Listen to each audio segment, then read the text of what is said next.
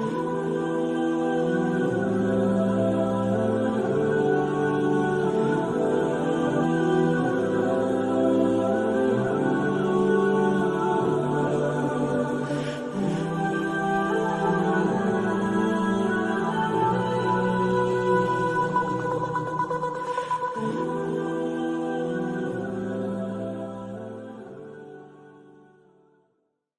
علیکم ورحمۃ اللہ وبرکاتہ۔ الحمد للہ رب العالمین والصلاة والسلام علی سید المرسلین محمد وآلہ وصحبہ اجمعین ومن تبعهم بإحسان ودعا بدعوة إلى يوم الدین، اما بعد۔ میرے محترم دینی اور ایمانی بھائیوں، مقدس مہینے کا یہ تیسرا جمعہ ہے۔ آج 16واں روزہ ہے۔ مہینہ ختم ہونا شروع ہو گیا ہے اور یہ دوسرا عشرہ جو اللہ تبارک و تعالیٰ نے مسلمانوں کے لیے مغفرت کا بنایا ہے کہ مسلمان اس میں اللہ تبارک و تعالیٰ کی اطاعت اور عبادت کر کے اللہ تبارک و تعالیٰ کے سامنے گڑ گڑا کے اپنے گناہوں سے معافی مانگ کر اللہ کے سامنے توبہ کر کے اللہ تبارک و تعالیٰ کی مغفرت کے مستحق ہو جائے۔ یہ وہ ایام گزر رہے ہیں۔ یہ مہینہ جیسا کہ اس میں بتلایا گیا تھا، اللہ تبارک و تعالیٰ نے اس کی عظمت رکھی ہے، اس کی اہمیت بیان کی ہے۔ اس میں مسلمانوں کو اپنے رب کے سامنے اطاعت اور عبادت کرنی چاہیے اور اس کا حق ادا کرنا چاہیے۔ دیکھیے، ایک روزہ تو مسلمان کے لیے دو طرح کے روزے ہوتے ہیں۔ ایک روزہ تو جس کو ہم سمجھتے ہیں کہ صبح صادق سے لے کے مغرب تک یعنی غروب آفتاب تک یہ روزہ رکھا جاتا ہے، اور جس میں کھانا پینا اور دوسری وہ تمام چیزیں جو بغیر روزے کے حلال ہوتی ہیں اللہ تبارک و تعالیٰ کی طرف سے منع کر دی گئی۔ اور یہ روزہ چھوٹا روزہ ہے، ایک بڑا روزہ ہوتا ہے۔ وہ بڑا روزہ جس کو شاید اکثر لوگ نہیں جانتے، اس بڑے روزے کی ابتدا اس وقت ہوتی ہے جب کوئی مسلمان بالغ ہو جاتا ہے، اللہ تبارک و تعالیٰ کے احکامات اس پر نافذ ہو جاتے ہیں، اس وقت سے وہ روزہ شروع ہوتا ہے۔ یا کوئی بغیر ایمان والا ایمان قبول کرتا ہے تو اس کے ایمان کے قبول کرنے سے وہ روزہ شروع ہوتا ہے۔ اور اس روزے کی انتہا کب ہوتی ہے؟ یہ روزہ جب انسان کی زندگی کا سورج غروب ہوتا ہے، یعنی انسان اپنے پروردگار کے دربار میں حاضر ہو جاتا ہے، اس دنیا کو چھوڑتا ہے، اس وقت یہ روزہ ختم ہوتا ہے۔ اور یہ روزہ بڑا روزہ ہے، اور دوسرا جو چھوٹا روزہ ہے وہ بھی گویا کہ اسی کے تابع ہے۔ جو ہم رمضان میں رکھتے ہیں وہ سال میں ایک مرتبہ انسان پہ آتا ہے رمضان کے مہینے میں، اور یہ روزہ یہ زندگی بھر کا روزہ ہے۔ یہ کیا روزہ ہے؟ یہ روزہ ہے کہ مسلمان جب سے بالغ ہوا ہے اب اس کو نماز نہیں چھوڑنی۔ یہ مسلمان جب سے بالغ ہوا ہے اب اس کو کوئی گناہ نہیں کرنا، جھوٹ نہیں بولنا، کسی کے ساتھ دغا نہیں کرنی، کسی پر بہتان نہیں لگانا، کوئی فریضہ اللہ کا نہیں چھوڑنا، نمازوں کی پابندی کرنی ہے، حج فرض ہے تو حج کرنا ہے، زکوٰۃ فرض ہے تو زکوٰۃ ادا کرنی ہے، اور جتنے بھی اللہ کے فریضے ہیں وہ اس کو ادا کرنے ہیں، ہر برے کام سے اس کو رکنا ہے۔ حلال کی اور حرام کی تمیز کرنی ہے، جن چیزوں کو اللہ نے حلال کیا ہے ان کو حلال سمجھنا ہے، اور جن چیزوں کو اللہ نے حرام کیا ہے ان سے احتیاط برتنی ہے۔ اور جس دن انسان کی پھر وفات ہوتی ہے اس دن وہ روزہ اس کا ختم ہوتا ہے، اور پھر اس کی افطاری جناب محمد رسول اللہ صلی اللہ علیہ وسلم کے ہاتھ سے مبارک سے حوض کوثر پر آپ جنت کا جو حوض کوثر ہے وہاں پر اللہ کے رسول صلی اللہ تعالی علیہ وسلم کے ہاتھ سے افطار ہوگا۔ تو یہ بہت عظیم روزہ ہے۔ انسان مسلمان اللہ کے حکموں کا تابع ہے، جیسا اس کو کہا گیا ہے ویسا اس کو کرنا ہے، جن چیزوں کے کرنے کا اس کو حکم دیا گیا ہے ان کو کرنا ہے، اور جن چیزوں سے باز رہنے کا حکم دیا گیا ہے ان سے باز رہنا ہے۔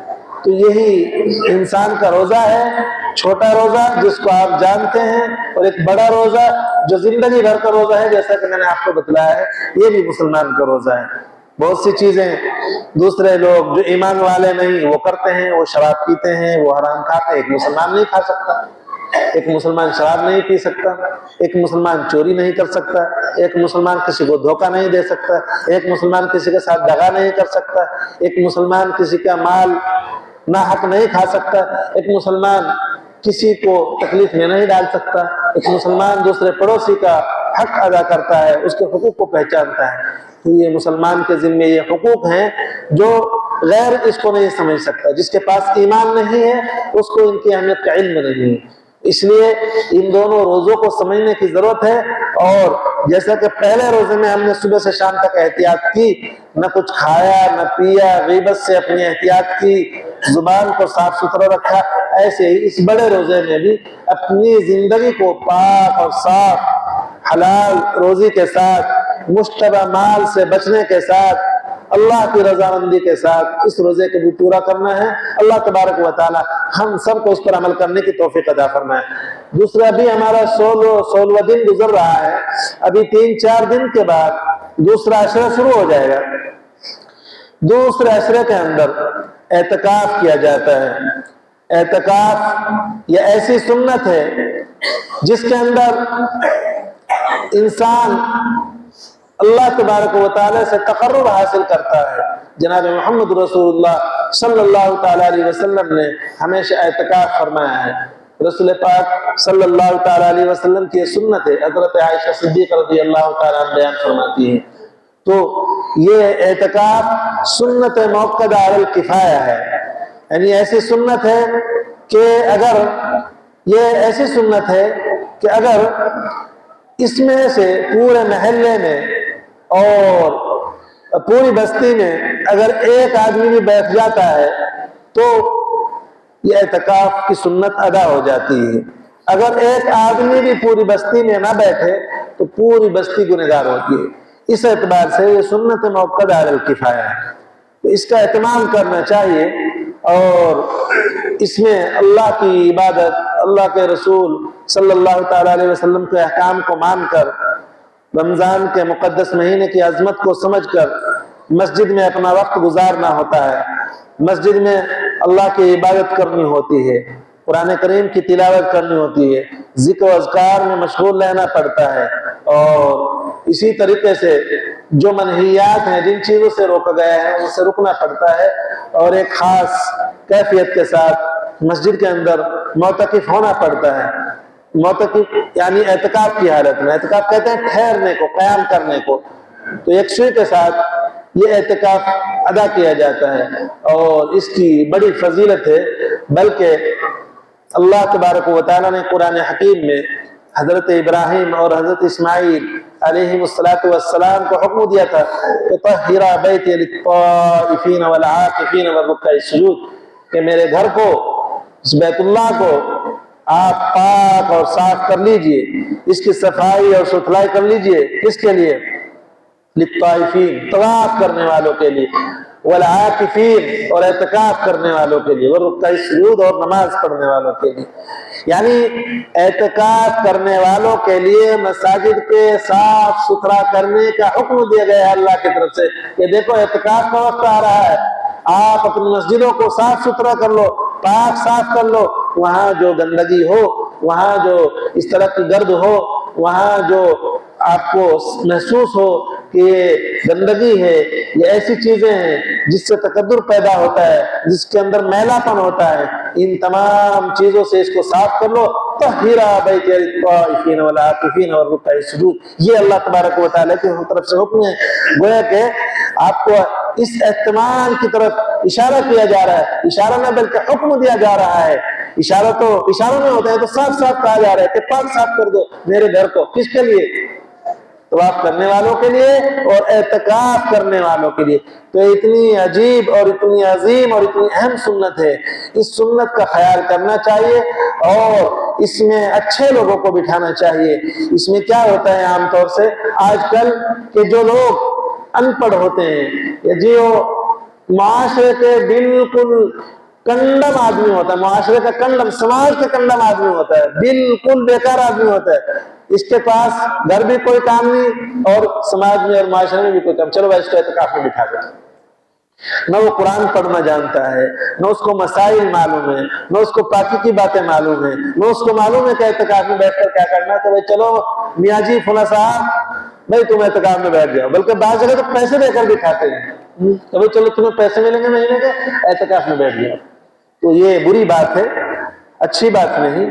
اعتکاف میں وہ آدمی بیٹھے جو مسائل سے واقف ہو، جس کو اللہ کے احکام معلوم ہو، جس کو معلوم ہو کہ اعتکاف میں کیا ہوتا ہے، جس کو معلوم ہو پاکی کیا چیز ہے، جس کو معلوم ہو کہ قرآن کیا چیز ہے، جس کو معلوم ہو کہ اللہ کا کیا حکم ہے، جس کو معلوم ہو کہ اس میں کیا کرنا ہے، کس وجہ سے کیا جاتا ہے، ایسے آدمی کو اعتکاف میں بٹھانا چاہیے۔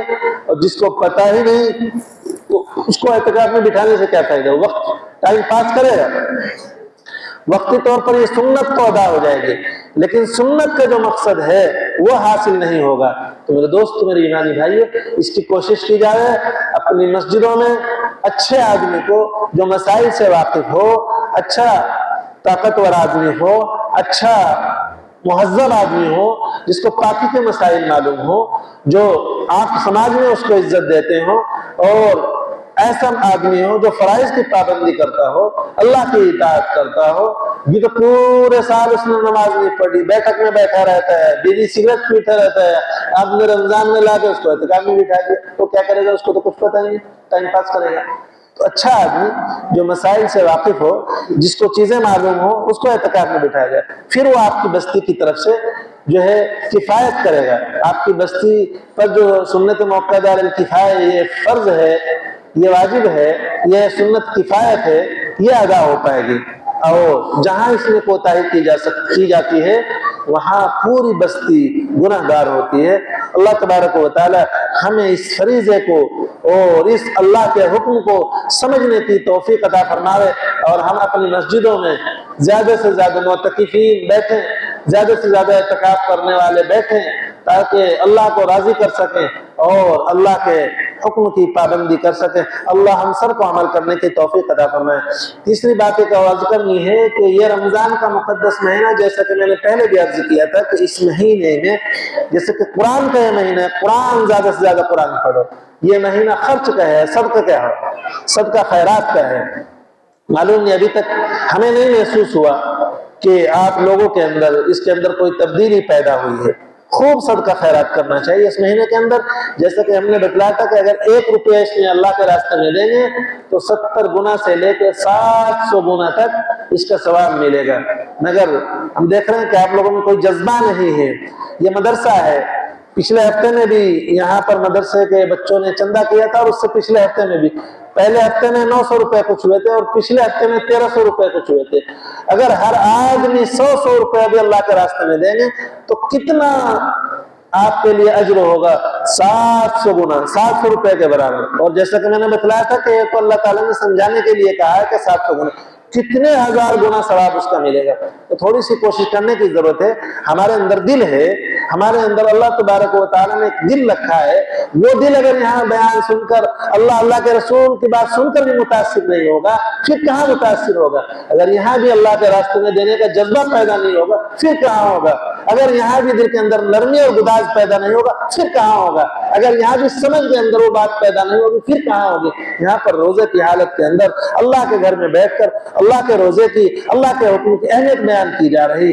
ہر ایک آدمی کو کوشش کرنی چاہیے کہ وہ زیادہ سے زیادہ اللہ کے راستے میں خیرات کرے، جیسے کہ ہم نے بتلایا تھا کہ روزانہ 1 روپیہ دینے کا مزاج بنائے، کہ روزانہ کسی غریب کو، یتیم کو، مدرسے میں، مسجد میں 1 روپیہ، 2 روپیہ، 10 روپیہ، جس کی جو حیثیت ہے، تاکہ رمضان کا پورا مہینہ آپ کا بھر جائے اور سال بھر میں جتنے گناہ ہوئے وہ سب کے سب ختم ہو جائیں۔